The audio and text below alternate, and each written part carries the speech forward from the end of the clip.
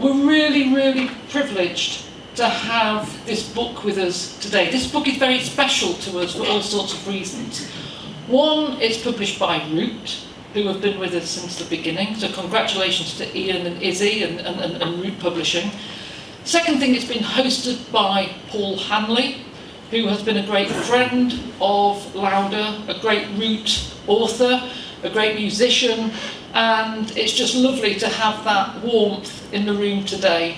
And thirdly, it's been written by the lovely, lovely Mark Hoyle.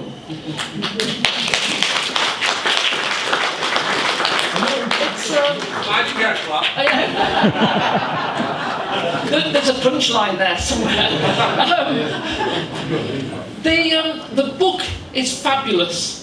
It's absolutely fabulous. Insights to Mark's life and career and so on and so forth, Manchester music scene. On a personal level, it's also very special because Heath Common, who many of you will know, who is a regular host, was my brother, and Heath very sadly passed away about 6-8 weeks ago. He was, it's fair to say, obsessed with 2, maybe 3 things in his life. One was the fall, 2 was Mark Hoyle, and 3 was his family, in that order. The only one I can't determine is whether it's the fall and Mark, or Mark and the fall, but we were definitely third. And without wishing to put a somber note on it, because he would have loved it to be here, he was determined to be here, and sadly, can't be here. But there is a collection at our desk for Myeloma UK, and I just wanted to take advantage of this session, which would have been Bill's dream, Heath Common's dream, that if you would like to make a donation either on a card or with some cash in a bucket, there's a bucket on the table, and if you'd like to make a donation to a card for Myeloma UK, that would just be fantastic. But enough of somber, because this is a celebration of a brilliant book with 2 brilliant people to entertain you this afternoon. Ladies and gentlemen, Paul Hanley and Mark Hoyle.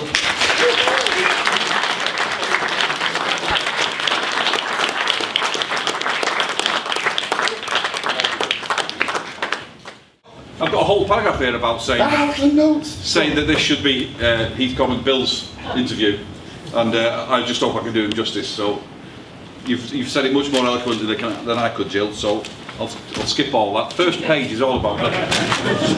So now we're going to have to talk about the book now. Huh? Oh, no. So, I know it's a pretty obvious place to start, but we do have to start with chapter 1, because that, I mean, you could take that out and just present that as a standalone piece of work. And that's very nice. No, and I was reading, when I read that chapter, I was sitting in the garden with my wife, and she said, "What's up with you?" And I had like big, fat, wet tears rolling down my face. I know. So, I know them tears. So, yeah. So, do you want to give us a brief outline of what goes on in chapter 1? Well, basically, the book opens with me and my mother, and she knows she's going to die, basically, when I'm a very young boy. So that's about basically how it starts, And basically, she was so brave to think ahead of her future that she had no part in, to make sure that I was that bit better.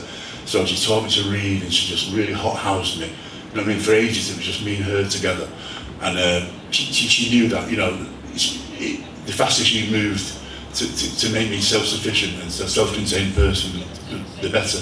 And got me into reading, and I just led me to everything else, really. To the music and everything else.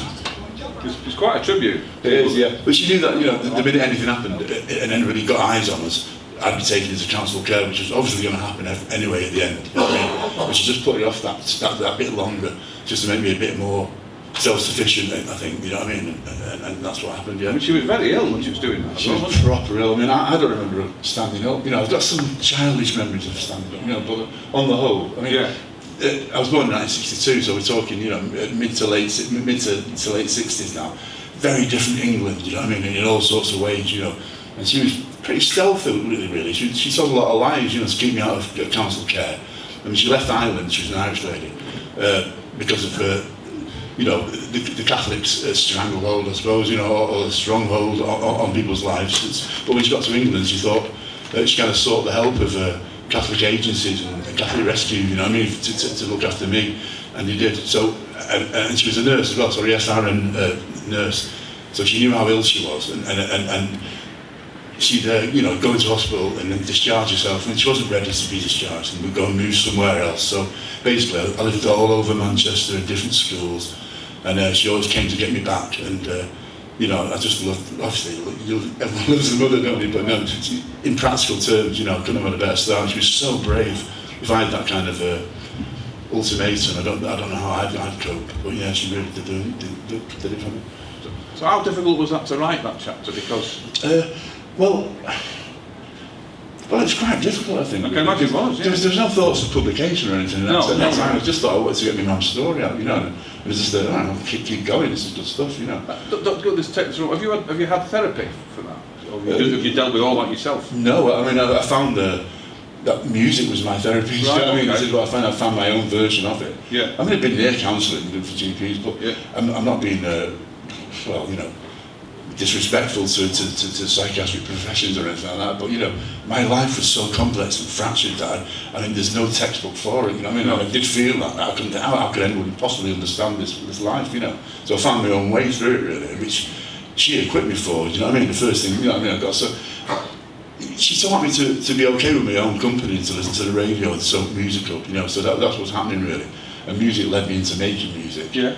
You know, loving music and being totally obsessed. You know, when she died, I didn't talk for about a year and a half apparently. You know, I must have said please or yes or something, you know, but that's how I remember it, and I'm told the same thing. See, later on in life, you know, jumping forward, I applied for the care records, you know, oh yeah, like, you know, Amy Andrews, you know. One for the kids there. Yeah, yeah, no. He does it now, is it not even on now? It's not on anymore. Oh, bring it back, you can do that. Well, it's all on Wikipedia now, isn't it? So, I'm going to mention the lack of bitterness in the book, because that is really quite striking in that, because you could, well, you know, you've got quite a reason to be pissed off with the whole thing. But there's a sentence in the book that stands out. It stands out because I've highlighted it in yellow. But and it must have been heartbreaking for the adults that took me in, and that breaks my heart, that line, because there's you, a little lad, and you're worrying about. I mean, it's obviously you looking back. It's a grown-up me looking back. Yeah, but you're worrying about the people who took you in. You're not worrying about yourself. You know, the poor things. You know, I mean, you've got no experience of that kind of depth. I know, but you didn't have a lot of experience of it either, did you? Well, you know, you've got to think of other people's feelings. You know, that's all we've ever done, really. I mean, all we've got is mercy and forgiveness, isn't it? Really, as people, you know, that's what separates us from the beasts in the field. You know, and you know, to be honest with you, you can have a bag of chips on your shoulder all your life, and what's going to help? What helps that would be, you know? But this is a mature me saying that. You know, the book's a coherent thing and it tells a story from, you know, but don't think there weren't desperate parts that didn't get near the book, because you know, some things are private, you know. Yeah, of course. And like as a person on my own, you know, I spent a lot of time on my own. Yeah. It wasn't all songwriting. You know No, what I mean? sure it wasn't. Yeah. But it's a mark of you that what you chose to present of your life to the world is like pretty positive, isn't it? Yeah. Which it could, it could have not been. Yeah, but you know, positive things have happened to rescue the despair, I suppose, that you could easily, that would be the easy option, you know, it's because, you know, like, all sorts of, you can use it as an excuse for anything, really, you know. Yeah. Like, I've got a criminal record, but, you know, I'm a product of the British care system, you know, I mean, people are like, well, what, haven't you? You know, possibly 11 plus. You're the one. I'm not him, yeah. But that, you know, I learned to play that to my advantage quite young, you know, the fact that I was from a care background, but I passed me 11 plus, you know, and it led to certain. See, the 60s, it was different before there's a thing called the Children Act in the 80s, which kind of legislated and made things a bit more uniform, and, you know, but before that, in the 60s, you know, unusual situations, solutions could be achieved, you know, with families and family breakdown. You'd ask, have you got any relatives, you know, yeah, all right, go on, and you pass off with them, you know, without any kind of checks or these things, you know, it's like, you can go live with your auntie or somebody that you called auntie, you might just be a neighbour, you know, different things were like that. And this network of unofficial people, you know what I mean, that were just, I call it part of the invisible Irish diaspora, you know, it's like a load of Irish mans, you know, just put me on the settee for one night, you know what I mean, there's always room for one more kid in these big families, you know. And I mean, this is me looking back now, I didn't know at the time what was going on, I didn't know how I mean, you think the life that you've got is the life that, you know what I mean, everyone's got, don't you, in a way, you know, until it took me a bit later to realise how different I was. But yeah, you know, I don't know who these people are. I'd love to just kiss them, you know what I mean? Well, thank you, you know. just that one more day helped. Yeah, of course, yeah. So I was going to say, I'm really glad, one thing I was really glad about with this book is you didn't go straight into, I played my first chord on the guitar, you went into what made you the person you were, and it's a really great... Well, that's what made the first chord happen, was the person that I was, it's like anyone can jump forward to the first Peel session and all this shit. Yeah. But, why are you doing that Peel session? Why are you doing that? Why are you doing these gigs? It's because you've written these songs. Why have you written these songs? Yeah. Because of this life you've had, That's really what it is, Yeah, brilliant. The other seismic event, bizarrely, was your dad turning up. That was a bit weird. Well, that was weird because my mum told me he was dead, so I thought, which is always a bit of a surprise when, and I was in care in Rochdale. Now, this is when things were getting really, really gritty for me, I'm a Mancunian, I'm a central Mancunian. I was born, just near where the Crescents were, I didn't know this either until much, much later. But I was living in it, It was kind of family where I was born. It was, God, it's there, it's 100 yards away. But I was placed in care, in Rochdale care, which meant I was a real black sheep, Everyone else had a different accent, and I was kind of hated and perceived as being posh, because I went to a grammar school and all that. I was kind of isolated there. But so while I was in there, in the depths of despair, I got to notice that your dad is going to come and see you. This dad who I thought was dead, which is quite a bombshell, And you think? Basically, yeah. And I did know him. I knew his Uncle Tommy. I was told to call him Uncle. And he had cropped up in my life a few years before. And because this is before the Children Act, like I'm talking about, but you leave care at 18 anyway. So it's a good thing. And because I went to a grammar school in Blarwolf, they kind of let me go for Saturdays first with him, and then Sundays, and then like school holidays, a couple of days there. And before long, I was living with this guy that A, I thought was dead, B, I had nothing in common with. And I have love for him and forgiveness for him, like you're saying, I've got that. He didn't have the tools to bring me up, but it was an escape route. I was like, yes, I would have moved in with Charles Manson. Oh yeah, your Uncle Charlie's turned up. But nice to have a family, wouldn't it? all right. Yeah. So, but byproducts of that, It meant well, and think of the pain of his life, I don't know what happened because I was so young and things aren't, you've got no other relatives, There's no structure of memories for people, other people can remember, oh yeah, your auntie will tell you about what happened that day or this, that and the other, But there was nothing there, so it didn't go very well, My very accent and what I was doing, it reminded him of the loss of those years, with me. And all he'd done really was like build things. He was like it was a ganger, in a civil engineering firm, and you get picked up at 6 o'clock, go in the van with all, and he'd just be like straight to the pub after for a decade or something. I don't know, for all his life. So he came back, and when I came back to live with him, he tried hard, to relate to me, but he couldn't. What are you doing? I'll be doing Spanish homework or something like that, and he just reinforced the gap that I'd unfairly come about. Yeah. So, yeah. Irish manual workers do have problems relating to their academic kids in the best of situations. Right. Okay. Well, no. So no. But it's not in the back, but it must have been a big thing for him as well. It was. So basically, I think he responded to that by drinking more and blah blah, and he did become quite a drinker. But the byproduct of that was I had so much freedom, as a young teenager. Yeah. Just as punk was happening, and I was living in Miles Platten at the time, which was just like then near the Electric Circus, then near everything. I was a precocious kid, it's tall enough to get in places, and it didn't matter as much then. People let you off. It wasn't a strict one. It was a really different landscape, wise, wasn't it? So I was going to come to.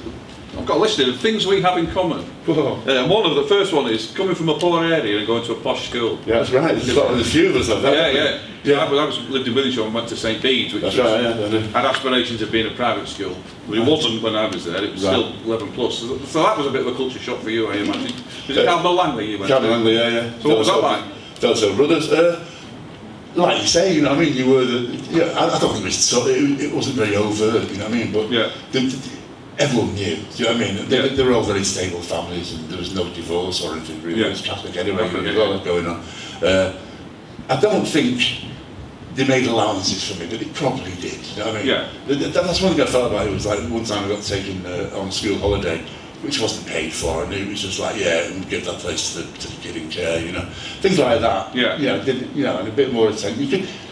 When I was getting more kind of sentient about my feelings and about what had happened in my life and that, you kind of sense pity in teachers and stuff like that. Do you know what I mean? Yeah. Lad, you know, not in a bad way. You know No, not at all. No. People deal with unusual situations in unusual ways, their own ways. You know. Yeah. And I would have been unique to them at least. You know what I mean? I think. Yeah. The next thing I want to say about having in common me and you is going to punk gigs in some fairly unsalubrious areas at age 14 and 15, because we both did that. Yeah. So what would you say, what were the important gigs you went to as a sort of callow youth? Oh, well, definitely. I mean, obviously the first one. You know what I mean? I did see a band called Shabby Tiger. Have you ever heard of them? I can't say as I haven't. Right. They've been out in my booze. Well, they signed to RCA. They had a few singles out, and they were like big in Germany, but they were like a creme brulee. You know what I mean? And kind of a sub kind of glamish type thing. You know. What year would that have been? That was when that was 75 because I was in care and with because you know I'm not talking about the kids home, but. With the way my mum played it, especially when I was younger, you know, like she wouldn't let me go for long, so I was everywhere. You know what I mean? People go, oh, I went to school with Mark. I did. You know what I mean? It was like, you know, 20 miles apart. But this happened all the time, you know. Yeah. So Shabby Tiger was one, so I was exposed to the loudness of music. Yeah. Where was that? That was in Whitworth Civic Hall. Oh, right. Yeah, Okay. It's just like a, you know. Yeah. Not going to say. But later on, the first one that I count as the starting block one, it would be the Damned and the adverts at Middle Pacific Hall, which was ace, you know. And it's the adverts that got me rather than the Damned as well, to be honest with you. Well, they were on first, weren't they? It wasn't only that though. There was something about I mean, looking back now, it's not reality, you know what I mean? But they seemed real to me, you know, in a way that the Damned seemed theatrical. Yeah. Do you know what I mean? It was all. It was a bit cartoony, wasn't it? Talking about the symbols and all that sort of stuff. You know, that's what they were like. You know. Yeah. I liked it, you know what I mean? It was energetic and lovely and good, but you know, the adverts really woke me up, you know what I mean? Yeah. And I felt, you know, by the end of that set really, maybe by the end of the first song, I knew what I wanted to do with myself, you know. That's quite a moment, that, then, It was quite a Damascene moment. Yeah, because first thing that actually spoke to you, I suppose, was because you've been battered from pillar to post, haven't you? So something that belonged to you must have been. But I knew music like the back of my hand, you know, wherever I went, you know, right from being far too young for it. I used to buy like Song Words magazines, and when it was pocket money time, you know, like various foster homes, you know, I'd get a disc, you know, a melody maker, which was far too old for the age I was, you know, and I was just obsessed with music, and always have been, you know, still. Yeah. And but you know, you kind of so I was ready for it anyway. And I saw, you know, I was into Bowie and Roxy and all the things before when I started young to go anywhere like Pips or anything like that. Yeah. But you know, I could see it coming. I was reading, and you know what I mean. I was ready for it all. You were the ideal punk there. I was at the right age. I mean, that's 14, 15. I mean, you were as well because you're an older brother as well. There was a lot of older brothers. So you get a lesson. Every decent bit of music I've ever liked has been from the older brother. Yeah, good one. I didn't discover anything for myself. Well, that's not true. The first band I ever saw was Darts, so that was my first and last experience about finding out music for myself. I thought I'll leave this to our Steve. I mean, they were good value for money. They're not 15. You're about to check like a football team, weren't you? Right. So, any other gigs? Did you go to the factory? Oh yeah, I played there as well. But you're jumping ahead a bit there. Yeah. You know what I mean? Like going to Middleton as well. It's worth saying how spoiled Middleton was for a small provincial satellite town of Manchester to have such a run of top grade gigs. You know what I mean? The second gig I went to there was the Jam. There was X-Ray Specs, there was Buzzcocks a few times. You know what I mean? Ruts, Misty and Roots, you know, Ultra Rocks with John Fox, you know, this is special times, you know. Why were they playing Middleton? Was it because of the I believe, that's right, I believe that a lot of gigs in the circus were on Sundays, weren't they? Yeah. So they stick in the Saturday, you know what I mean, just to make it pay a bit better. Right, okay. I mean, that's an oversimplification of things, you know. Yeah, but it was a punk now, wasn't it? Yeah. You never got to the electric circus? I did twice, yeah. Yeah. First time to the adverts, that was brilliant, and it's like, you know, I'm not going to get in and all that, of course you are, there's rubber walls in here, you know what I mean? It wasn't exactly posh though, was it? No, but I was staying with Dance, you see, so I was still, you know, these were the long weekends, and he'd disappear, you know, and by the end of things, he was disappearing overnight, and I was just free, you know what I mean? I was free after being repressed in kids' homes, I was just everywhere, anything I could do, you know what I mean? To his credit, you know, like, there was always beans on toast in the house, and a couple of quid, you know, he tried his best, you know what I mean? Yeah. He just didn't have the tools, but I was in the right place, you know, with loads of free time. Yeah. And there was the Electric Circus. It was dead near. It was a walk away from where we were in Miles Platin. I always think it's really weird that the premier sort of punk venue, for a while at least in Manchester, was nowhere bloody near the city centre. No, that's right. Miles out, well, a couple of miles out at least, wasn't it? Yeah, a mile and a half, I suppose. Yeah. That's a long way. But I had a heritage, didn't it, as a heavy rock place before. Yeah. Well, I think they only let punk on a Sunday. That's right, yeah, it's right now. But, you know, other people know that much better than I do. I'm too young, you know what I mean? But it's I've read Jenny Hahn's Lion, and, you know, all the old flyers, and what? See what these people? Never been a decent heavy metal band from Manchester, I don't think, has there? Don't think so. The Fall, perhaps. Yeah. After you left, you know what I mean?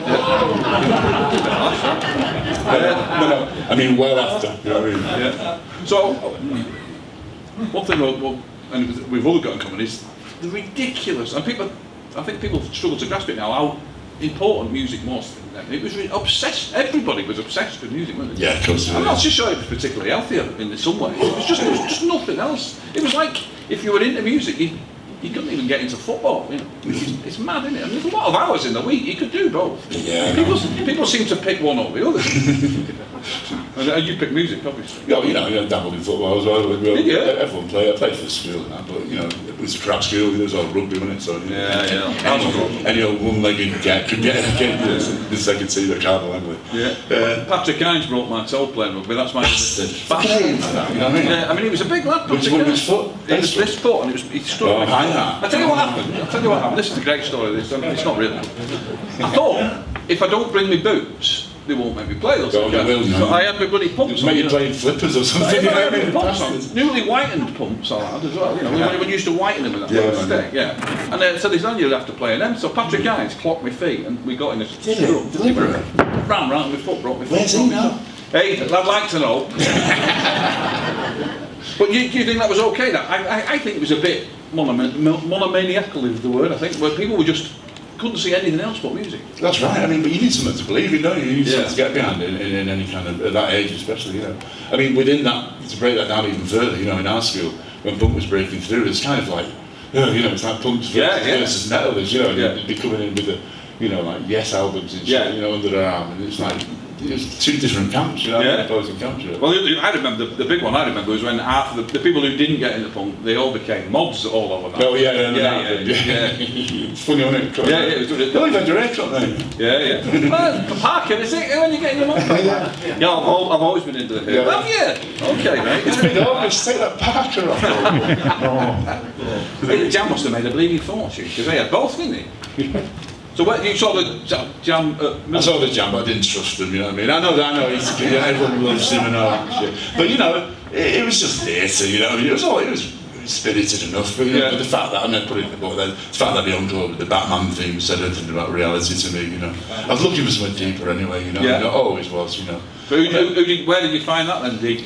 Well, I'd already found it really, because you know I got into Bowie early. You know what I mean? And I knew what reality was, or what I I knew the difference between crap and, you know, false and true, to some extent. And it's like what's the word, like focusing the camera or something, you know what I mean? I had a vagueness, I was right as well, you know what I mean, about things, but, you know, it was kind of vague at first, and it sharpened up, and I was right in the end, but, you know, Sparks, and they're on my wavelength, and Bowie and Roxy and stuff like that, so I was ready for, you know, for quality music when it appeared, you know. Yeah. You really get excited to look about the album, The Image is Crap, isn't it? Oh man, I do as well, yeah. If you've not heard it, talk amongst yourself. ATV, you know, I don't know who knows what anymore, all sorts of different age groups here. And to look back at punk is weird really with hindsight, because things look the same as each other when they really, really, really weren't, you know. I'm talking about the truth again now.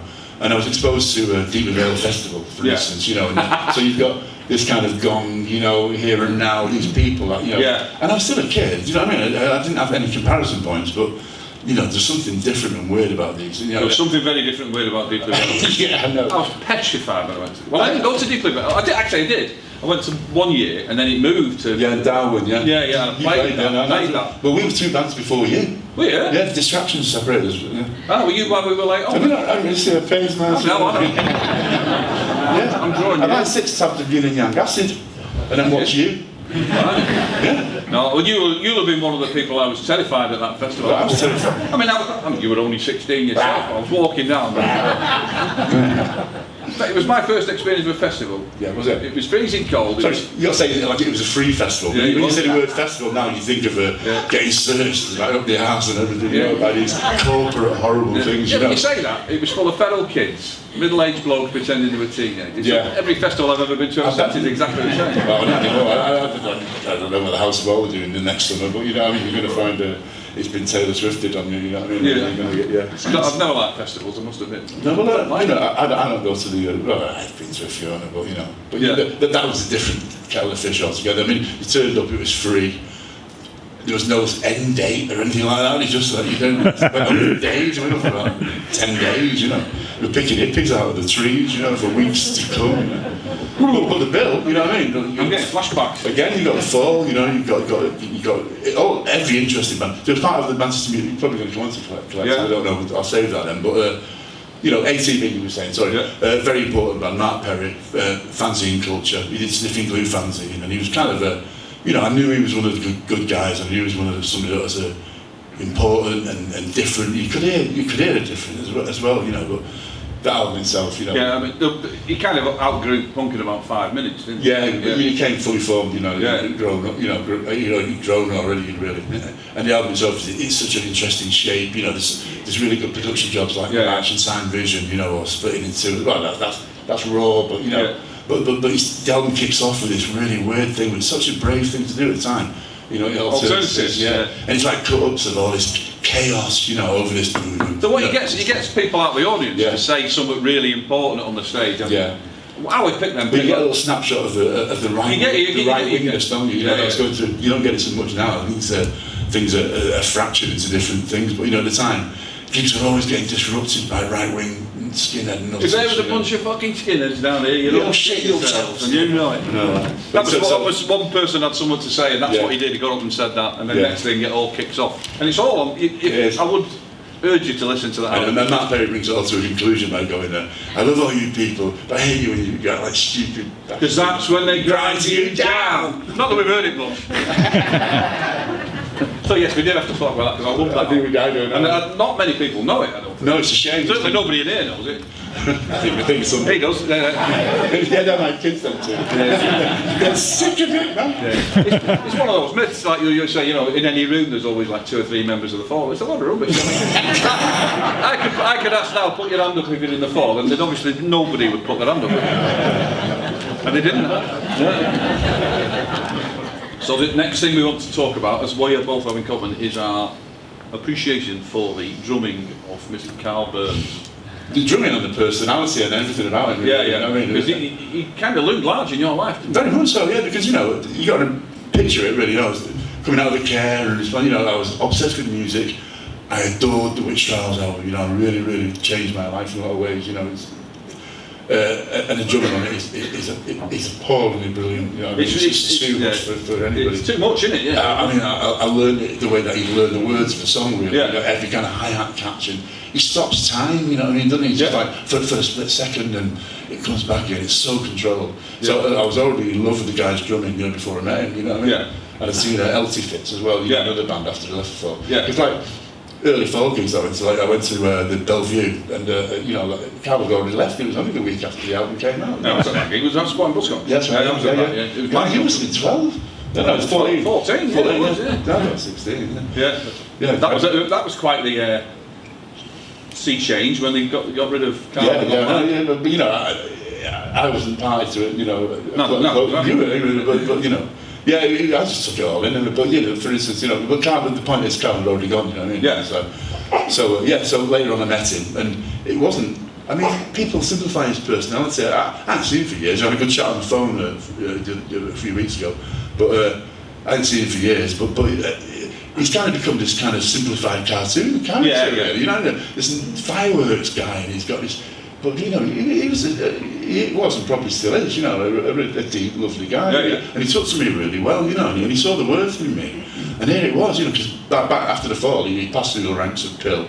Very important to me as a punk, you know what I mean, Pistols and Pill. Yeah. I mean, you know, from the viewpoint now, it might be hard to understand the impact of public image. Oh, it was something else. To leave Sex Pistols behind and then do that. Yeah, so he opened up for me even more, some ways more than The Fall. Yeah. There was all this other kind of music, like Can and that's right. Yeah. They're pointing in the right direction. Yeah, but the emptiness of things, Levine's guitar, and it's just really new. It's I put them with the Fall at that time as an influence in me. Yeah. Mike Brown and obviously the Dracula era Fall, and when it developed into what it became.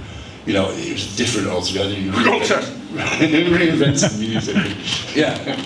But obviously, Carl had a similar. He was a kind of a mentor to both of us in some way. Yeah. But because, it must be great. Well, the thing I would say about Carl is he was obviously the greatest drummer in the world. Yeah. Well, one of them, and I was the drummer in The Fall, and he came back, and he could have made mincemeat of me as the drummer. He could have destroyed me quite easily with one hand tied behind his back. I mean, literally. But he was always great about us both playing together, which was to his credit. He didn't have to be, Mark, he was Mark. And because of that, you reinvented drumming, really, didn't you? I mean, it wasn't two drummers playing, the same way Shawady Waddy were doing it or something. You know what I mean? It was different to me. I mean, you can't not Romeo Challenger. That's his name. I mean, that's the drummer's name, the black guy. That is the coolest name in the world. I'd love to think it was his real name. Wouldn't it be great? Half Shakespearean, half space. Yeah, it's fantastic. And he was a good drummer as well. But Shawady Waddy were two bands, two complete bands who fused together. Show and Waddy. Yeah, that's it. There's two of everything. There's two of everything in Shawady Waddy. There's two drummers and two bass players. Two Waddies? Two Waddies, yeah. No, there is two Waddies, yeah. Waddy squared. I could sit here and wax lyrical about Carl all day. Because he was a bit of a hero of mine, and then he joined the band. Then he I can say he could have destroyed me, but he didn't. Well, it was Carl that invented the name Dubstep, for instance. You know what I mean? And Lee's here. Me, Carl and Lee we started that band off there, and we started playing. Me and Lee were both like 18. And Carl was very larger than life, Not in a daft way though, not in a starstruck way. No. Because of the quality of what he'd done, you know what I mean? Yeah. And it was very important. I think we knew what we didn't like more than we knew what we liked, and Carl represented that as well. Yeah. His path through it, It's like he was a bit bigger than life figure, He was, But to get approval from him, for him to take my songs really seriously, to say this, that, and the other, and make plans with me, it was like more than that. It's a pivotal kind of point in my life. What I mean? That set me another way. If he believes in me, you know what I mean? It's it's believable. Yeah. So, another thing we need to talk about, Peel sessions, because you write really well about Peel sessions. The sort of magic of doing a John Peel session. Yeah, well, it's a rite of passage, isn't it? I mean, especially with me dad, I'm not turning around here very much, but in that bedroom, I'm sure we've all got our own version of this, But listen to Peel, and it was a window on the world, it's where you learn everything, not just music, and different types of music, but you'd hear the pop group going on about Cambodia, you'd look it up and you find things out about politics, you'd listen to reggae and you find out, all sorts of things. And it's very, very important. So the dream was, to do a Peel session, I couldn't believe it.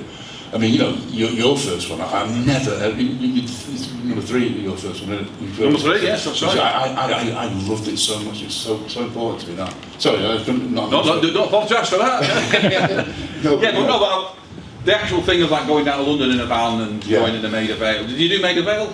Yeah, did it. Well, I did 5 altogether Peel sessions, but I nearly did 6, because the version of Dubstep with me, Carl and Lee, I'd done a tape, there's a person who's not with us anymore, called Frank Ewer, who's a part of the Manchester Mecon, kind of not a very well remembered band, to be honest, but he had a flat on Burton Road in Didsbury with a little studio in it. When you say that, he's like, a mattress on the wall and a tape recorder, and he was pretty central to all that. So I did a little recording of my own. I played drums on, dead simple drums myself, bass, and just did a little demo.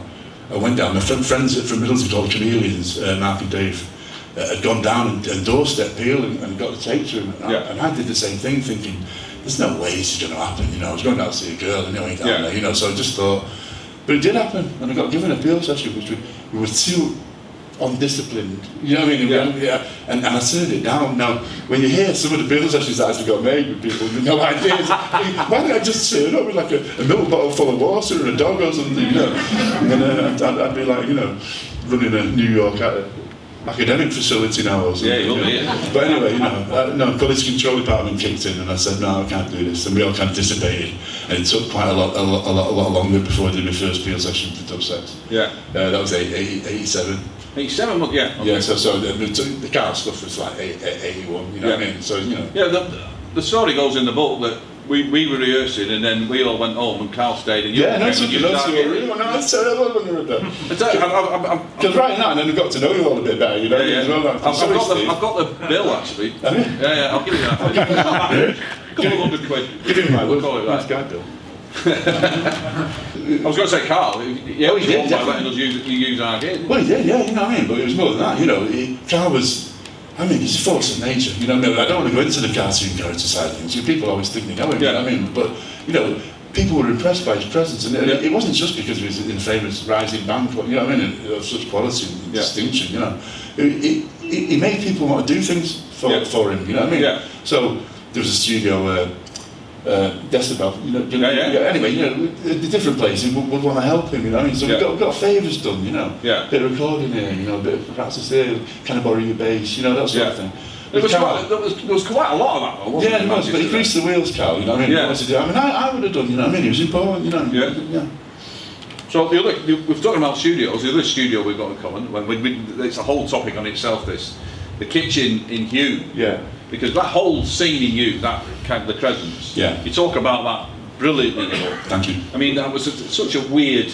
It was. It couldn't happen again, could it? You know what I mean? No. So for those of you who don't know, there was the council built these flats in the middle of you, flattened all the back-to-back terraces, and built these flats of the future. Yeah. So I was born in one of those terraces as well. So there's kind of this psychogeography, you know what I mean, that plays on my kind of thinking at the time. But they were built for families, you know what I mean, to move the slum clearance, you know what I mean, but families couldn't take to it really, they weren't working, these streets in the sky, and there was a terrible accident, and a kid fell off one of the balconies and died, and community-wise, they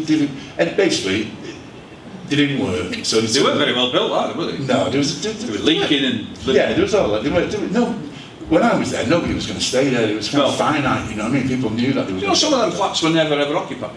I can believe that, This grand experiment that they built the council flats, and they built them really, really badly, and then it ended up being kind of taken over by...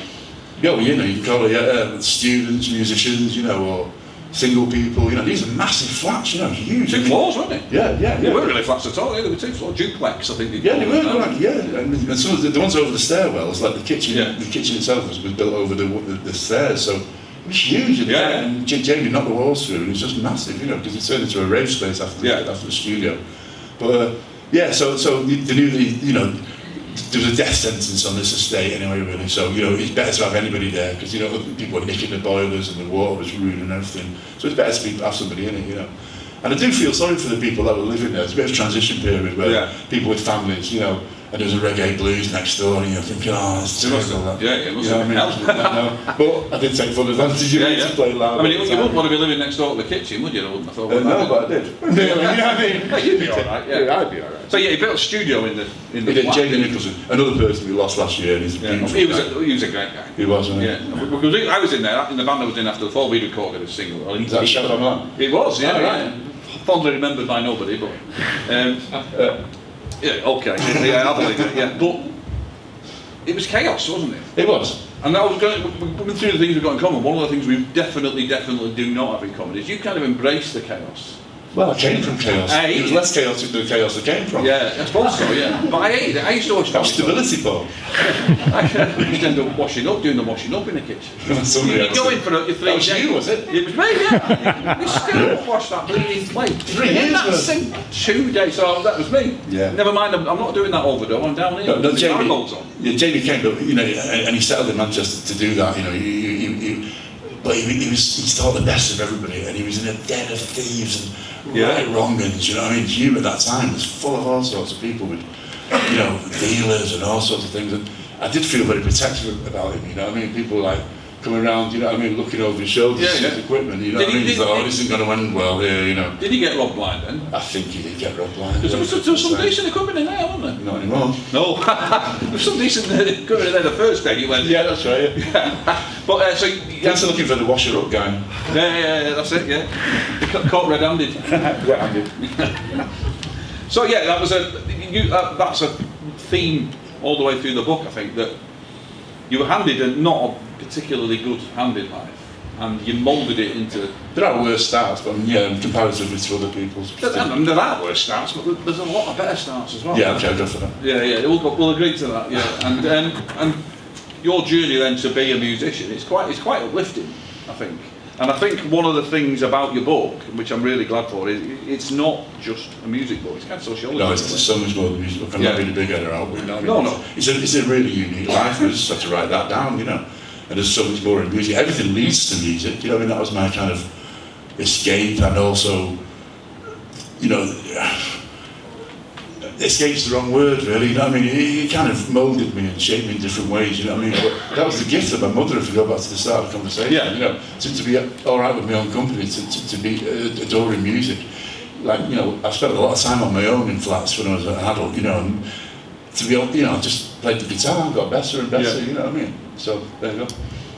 Somebody came in and destroyed your flying unit, didn't they? Oh, that was a good night, yeah. I'm sure it was. So what happened there then? I don't know, but the person might be here, I might have to find out. Was it any of you? I don't know what happened really. I came home one night, I'd been in Wally Range, and the crescents were obviously crescent shapes, and I went then and I saw a lot of glass outside my flat, and there it was, and I realised outside the flat, and it's something that had broken out. Not broken in. And I went in, and the whole flat was destroyed, and everything was ripped. And it's really hard to explain because a common thing to do, which is what I did. You buy a mains fuse and you get free electricity that way, but you took it out to go out when you went out overnight or something. Right. So this had happened in complete darkness. But we went in there. Every book had been ripped up. There was knives tied to bits of string, to the lights and that. All the pot plants had been done. There was a message on the wall in shaving foam that had dried, and it's like, oh God, what did that say? And all this. They'd thrown furniture. This is 5th floor, through the back window, taking. And then I found some trousers that were mine, foot caked in blood, And it's like these people had come in through the glass and cut themselves really badly and had to change it to something of mine. And there was some tracky bottoms and stuff all tied together with the balls cut out. And put on, it was chilling, and I got out of there quick, basically. I did, and I went to see Andy Cadman, another person in the story who's very vital, and he calmed me down and cut my hair. He was a barber, He cut your hair? No, he was a barber. This man's traumatised, I know what he did. Yeah, I know. I never did find out what happened, but it was a real touch of evil, I haven't been living there long, but I tend to blame it on the people that lived there before. That's how I've got to. Right, so you could mistake an identity. Well, I hope so. I tell you what, just cling to that. I'm clinging desperately now to that. Let's not poke that hornet's nest anymore than we need. All my life I was looking over my shoulder for what happened there. But, it was a dark time for society, especially in that little enclave. There's all sorts of bad drugs going on. Not that I was involved in anything that dark. Yeah, the reason I wanted to mention that, Taylor, is because people get very cosy about how great it was in them flats, but it did have a very, very dark side as well. It did, yeah. But I was probably less vulnerable than a lot of people. I didn't have many possessions, I was kind of a poor. You didn't have any after that, man. No, I was swinging a carrier bag, But I kind of lived like that anyway, in a way, As Love Sex kind of got going, Kathy Brooks, the bass player, and Roger the drummer, very stable in their own lives. He was he worked as a car fleet hire salesman. She was doing a PhD in immunology. He was like stable people, And I kind of digressed a bit there, but I don't know. The bad things didn't hit me as badly as it would if you had loads of stuff to lose. You know what I mean? Yeah. I tell you what, your ability to put a positive spin on these things never ceases to amaze me. Oh, nice. No, it is. Where some people might see abandonment, you see freedom. Yeah, and you get all your possessions scratched. Well, that's okay because I didn't have many anyway. That's. It's a credit to you. Thanks, Paul. No, I'm definitely mean it. I'd advise I'd recommend it to anyone. Would you? Yeah, a lack of bitterness in life. I would definitely. Would, I thought you meant you'd recommend things that happen to you, but I don't think you do that. No, I haven't told half of that story really. Just, of course. Yeah, I don't know if I'm getting across really just how shocked and how shocking that really was. Somebody spent hours Because I went next door, you know, what's been going on here? And they said, oh, we were scared, you know, we didn't go and check it. We thought it was domestic or something, thought it was you. Oh, right, looking at the walls and all this. And yeah, that's another story though, yeah. Yeah, right, okay. So talk about Dub Sex then, because there was a few iterations of Dub Sex, wasn't there? There was, and the first one was Carl and Lee, basically, you know. And we tried for a while. And it was such a complicated, chaotic lifestyle that we were all leading, I think me especially, that I didn't get to where it went to. So we got another drummer, we tried again, Neely and Guy, and we did a bit there. And gradually, you know, you're going through like to 85 now, you know. Yeah. Tried again, and I was in a bit of chaotic lifestyle state, really. You know what I mean? Ended up, that kind of dissipated again, you know what I mean? Until I was a bit more stable, and until I met Jamie Nicholson in the kitchen, and I did a demo on my own again, playing the drums on my own, and playing old instruments, to try and get some people interested in this stuff. And then I met Kathy Brooks, and Roger Cadman, Dave Rummy. We started the first one, first kind of incarnation of Dub Sex. You know, I'd say the first one. You know, that was the classic one, the one that made the record. Yeah. Are you still proud of that? Oh yeah, it's wonderful. Yeah, have you heard it now? Yeah. Sure, you have. I have it. But I'm immensely proud of it. It stands up really well now. You know, it's. I'm proud of what I'm doing as well. You know, there's no Dub Sex songs that I don't like in a way, because you know they're all you, aren't they? Well, they're already passed a lot of tests to become songs in the first place, especially lyrically. You know. Yeah. But you know, in a world of triviality and fashion-based music and things, you know, like looking to be, you know, we never wanted to.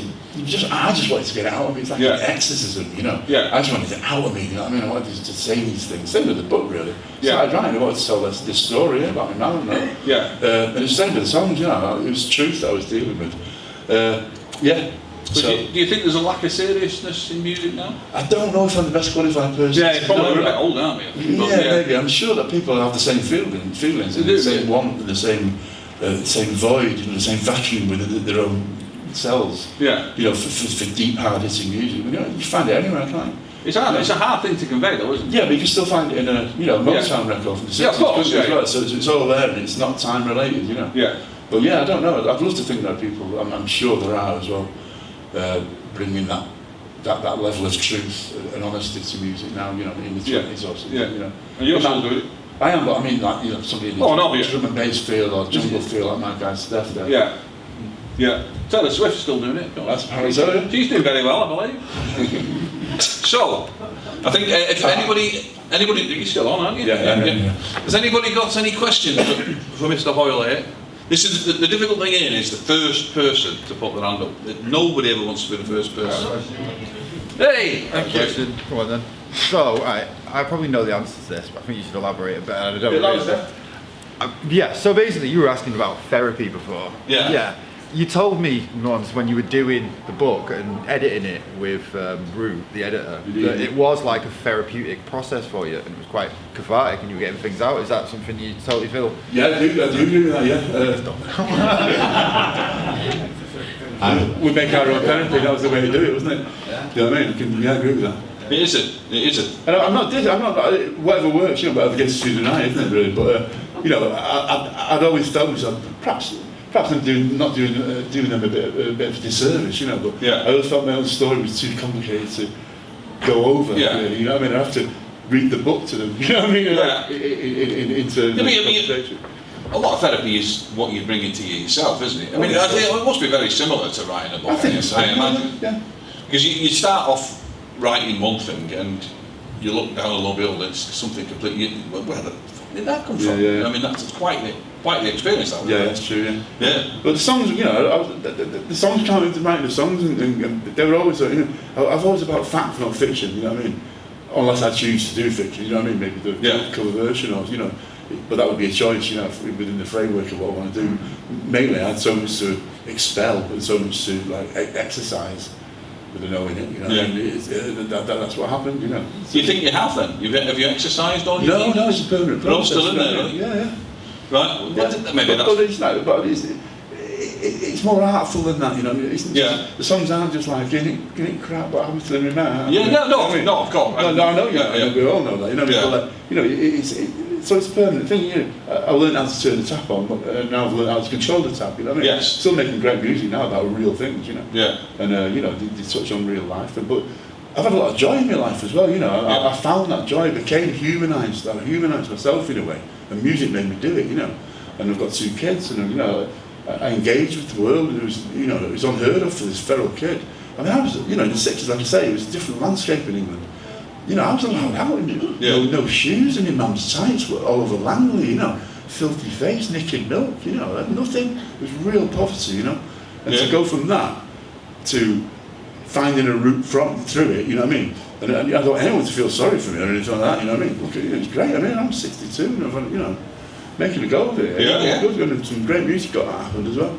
But yeah. Okay. Anybody else with a question? Yeah. So the earlier musicians you played with Ludus band, didn't you? Yeah, for a very short time. Yeah, sure. But still, I mean, I value that. I really value that experience. You know. Sorry, I finished. No, yeah. So when you picked up, did they say we need a bass player for a gig, or how did it come about? Well, it was an advert again in Virgin, you know. No, it's in New York. I used to hang around New York a little bit. I did. You did, I probably saw each other. But you know, Buzzcocks fans and, you know, like Towns Rollers, you know what I mean? And called, you know, anyway, it was either, I can't remember where I saw it. It was either Virgin, which is across the road, or in New Hormone's office, so it was bass player wanted. Now that was kind of a permanent thing for Ludus, wasn't it? You know what I mean? There was so many bass players, and I meet people from like Biting Songs and all these kind of, you know, the Wally Range and set. And I did a stint in there. But Linda, Ludus, singer and main person, did the sleeve to Real Life. I knew it was an artist more than anything else, you know what I mean? Orgasmatic sleeve, you know, with the, you know... one with the iron red. Yeah, that's right, with the, you know, nipples, teeth and that. Yeah, anyway, she was a collage artist, and I was really into her. She was like, kind of a really important part of the early punk scene, and I was very aware of that. Really. Starstruck in a way that isn't, you know what I mean? In a world picture, it's a tiny little sliver of importance, but to me it was everything, you know. So anyway, I went down and auditioned at the Rialto in Salford, which is a cinema that they used to use. And then had another rehearsal in Mayfair Road in New Wally Range. So 2 rehearsals, and there was playing stuff at Bingley Hall, which is where Bob Marley had played and Bowie had played, and it was like one of those. I mean, you're a floor member, so you've been thrown into the deep end proper times, haven't you? It's like the very first thing you did, wasn't it? Like, Electric Circus, that was, Oh, right, no, but you know... Not Electric Circus, Electric Ballroom. So in London, that was my first gig. Oh, right, okay. I remember the first time we played with Mark. Anyway, but you know... That was the first time I played with him. Right, so... First time I'd ever properly spoke to him was that gig. Wow. We didn't rehearse or anything. That's what I mean, yeah. Well, they didn't either, but I was like, why not, please? That's what John Marr always says, it's like getting a baby and throwing it in the pool. Yeah, that's what swim won't because you've not really got any choice. Well, it's like that, but you know, you could swim and I didn't swim very well. The last 2 punk gig was, you know what I mean? So it didn't go well then with Ludus? I was out of my depth, you know what I mean? They were too jazzy. It wasn't what I wanted. I never liked them. They were jazz, weren't they? Yeah, I wasn't that keen on me. It's not about a couple of things, but I was keen on Linda. You know, she was important culturally to me. You know, she was a partner of Howard DeVoe. So these people, I worshipped these as kids. You know what I mean? Yeah.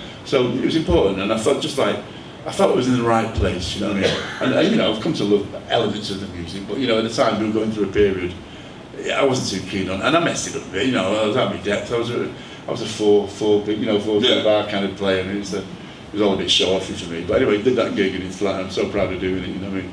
And you know, you got the DCM after that, didn't you? Don't come Monday. I got it was nice enough to send me a couple of quid and all. Like, it's like, you know, thanks but no thanks, Marky.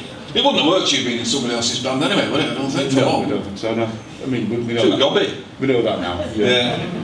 One of the most exciting bits in the book, I thought, Germany. Yeah. Tell us about Germany, because that was really, really joyful. I know where it is. Well, Dub Sex by now, but by the time we went to Germany, we were a couple of records in, you know, feeling this, starting to believe in it now, do you know what I mean? You know, we've done a couple of real sessions, and it was just like, whoa. And we got the offer. See, John Peel was instrumental in that as well, because as well as doing his English shows, he used to do a show on the World Service, so, and that captured my imagination like nothing else, to think that the people picking rice and the Orient, you know what I mean, listening to little old me. But you know, and he did a version of his show. It was on every night, John Peel, you know, but he'd make a a compilation of the week's shows that go out on Forces Radio in Germany and Finland and all over Europe. Now, to me, apart from that charity kind of holiday at school, I'd never been abroad, you know what I mean? And like the concept of people listening to, you know, that my music had done that was another kind of level of reinforcement, you know what I mean? Yeah. Along the way. And so we ended up doing a tour of Germany. It wasn't that, you know, people tour Europe, tour America. You were all over the place. It's very young, weren't you? I mean, there was a proper healthy kind of way of touring in Europe, and there was loads of great venues in Holland and Belgium and Germany. It was pretty easy, wasn't it, to do that? But in a way that I don't know whether it ever will be again. But I don't know that. It's gone, hasn't it? I doubt it, yeah. I mean, but you know, at the time, and like in England, you know, we were just another band, really. Smaller venues, you know, you had to play. But over there, they really valued you. Yeah. And they cared like crazy, and they worshipped Peel. So they were full of questions about these bands. Like, you know, asking me all about the nose flutes and these bands. I don't know. You know what I mean? Yeah, I mean, that was the thing. There was a real appetite for British music. And I came across some, you know, real good because you know, punk at that time was turning right in a very big way, and it was horrible. You know, it was horrible. It was horrible, wasn't it? Yeah. Like, you know, the heavy kind of right wing, you know, the fighting going on. It was just horrible. I went to Germany, and especially Berlin. I was very impressed with the Cobb Club in Berlin. These kids were just organised. I mean, it's a bit of a cliche to say it was Germany and they were organised. You know what I mean? That's not where I'm coming from.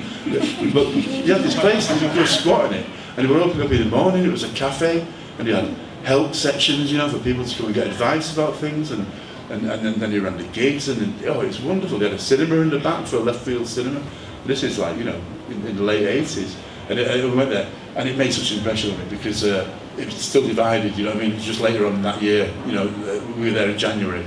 I'm not sure when the wall came down and all that, but you know, it was only a few months before. So I'd read about this, you know, it's part of my upbringing, you know what I mean? I was born like 17 years after the Second World War. It sounds ridiculous from this viewpoint, you know what I mean? But as a kid, you know, we all played war, you know what I mean? We were all like, you know, all of the troubles, and it was very real to me. So, married to the fact that my music had brought me here, and there I am, you know, at the Berlin Wall of all places, with a PhD immunologist, you know what I mean? And these people that was, you know, they had the time for me, you know what I mean? And we never, you know, I'd earned it, and it was just huge. It was like a great stamp of approval from the great spirit. I mean, do you think you've been seeking approval all your life? Do you think that was so long? I don't know. I'm going to play your therapist now. Right? I'm going to play your therapist now. But you definitely found it though, didn't you? I think. I found it now, it's where I wanted it, yeah. But you know, it wasn't a desperation, otherwise I would have probably changed the way, you know, the thing I did to get. Yeah, you didn't do it very well if you were looking No, that's right, I'm still waiting for some approval to come out, yeah. Any more for any more? Thanks, Ryan. Going once. Okay. I think we're done, I think. We are indeed. Thank you very much, everybody. It's nice to see you public.